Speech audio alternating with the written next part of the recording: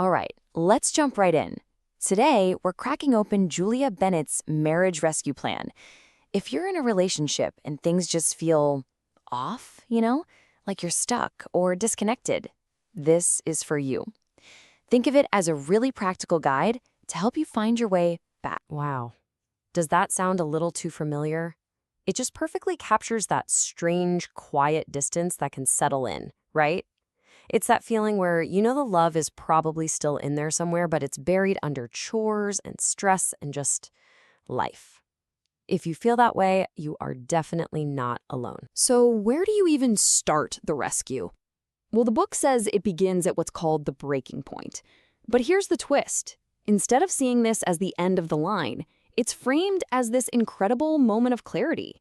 It's actually the real beginning of the journey back to each other. And that breaking point often leads to this question, the one that, let's be honest, is just terrifying to even think. It can pop up after a massive argument, or it can be that slow, sinking realization that you somehow feel more alone with your partner than you do by yourself. But this is the crucial shift in thinking. That moment of crisis, that feeling of this just isn't working anymore. It's not a failure, it's a signal. It's the first spark of real awareness, giving you the clarity and the power you need to finally start making a change. I mean, come on, let's be real.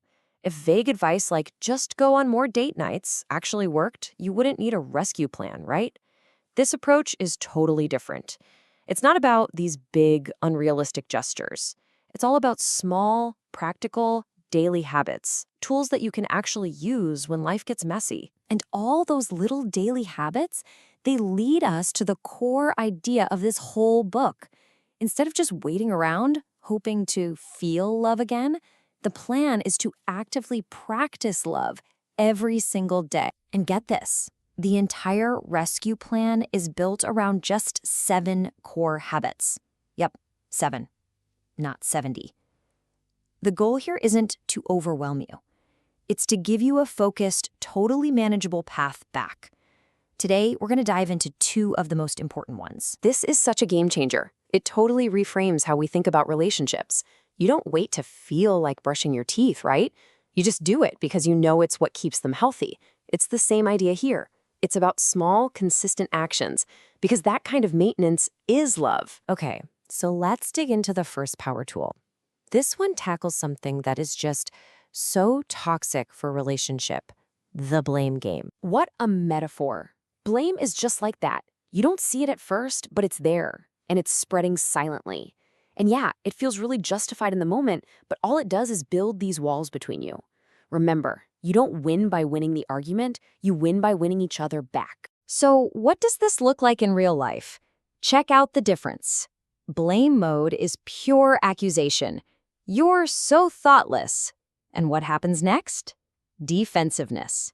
Every time. But ownership mode changes the script. You start with your feeling. I felt hurt. And you end with a team question. Can we talk? It's an invitation, not an attack. Okay, so if you're not blaming each other, what do you do after a fight? That leads us right to the next habit, which is basically a first aid kit for your relationship. The 2-minute repair. First off, let's just bust this huge myth, the idea that happy couples don't fight. It's not just false, it's completely absurd. Every couple fights. Conflict is normal. The skill that makes or breaks a relationship isn't avoiding conflict, it's how you recover from it. And think about it. The fight itself might only last a few minutes, but the silent treatment, the resentment, that feeling of walking on eggshells, that can last for days. And that's where the real damage gets done. It's all in the aftermath. So the repair ritual is a simple 3-step process. Step 1, just press pause. Say something like, I need a few minutes to calm down. You're de-escalating. Step 2, initiate the repair. Now, the goal isn't to solve the problem yet. It's just to reconnect. Can we hit reset? Works wonders. And finally, step 3, use healing language that shows you're a team. Like, I'm sorry I raised my voice. I want us to get better at this. And let's be really clear about this. Making that repair attempt isn't a sign of weakness. It's not about admitting you were wrong. It's actually a sign of incredible strength. You're saying, this relationship, what we have, It's more important than my ego. That's what emotional maturity really looks like. And all of this brings us to the ultimate mindset shift that the whole rescue plan is built on. We're moving beyond the tools now to the core philosophy of what makes love truly last. Think about it this way.